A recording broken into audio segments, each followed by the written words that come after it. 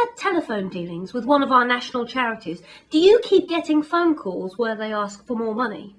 Chris has the latest real-world news.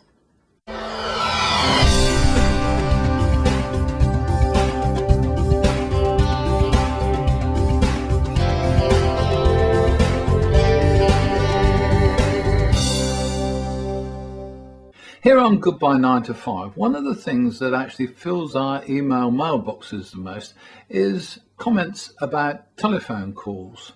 That's telephone calls really that are trying to sell you things or trying to get you particularly to donate to charity. It's easy enough and a good gesture to actually say, yes, I will donate to charity. I'll give your organisation X pounds a week or a month. No problem, I can afford that. What then happens, however, is that many of the same organisations call back in the hope that you'll increase the amount that you're donating.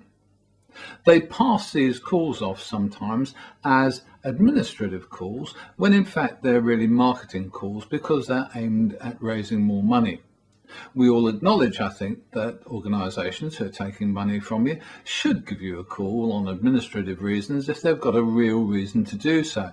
For people who are asked their charity not to call them again after either agreeing to make a donation or not agreeing to make a donation are now apparently getting calls from the same organisations asking them if they've changed their minds.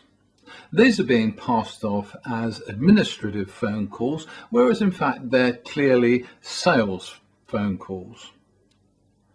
So, who's got involved? The Institute of Fundraising and the Information Commissioner. The Institute and the Commission have started to look at the issue of phone calls to see if any changes need to be made to the code of practice to ensure that people get the phone calls they don't mind getting and don't get the phone calls that they object to. The Information Commissioner said organisations should not disguise calls intended to persuade people to agree to receiving marketing calls as admin calls that would not otherwise have been made. We would be concerned if organisations are making these types of calls to individuals who have previously asked not to be contacted.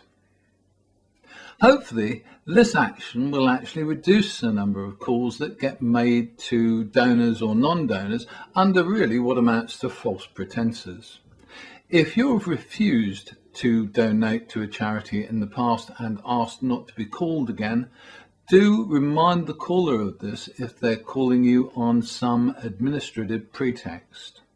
If you already donate to a charity or a fund, then remember you have the right to refuse to take calls if you wish that are not of any interest to you, and that may include increasing your donation. If someone calls and says it's an administrative matter and then says, would you like to increase your donation, that's a marketing call and you should perhaps report that to their supervisor. There'll be more on this soon, when we find out about the telephone preference service, which can be very helpful if you get constant sales and marketing calls.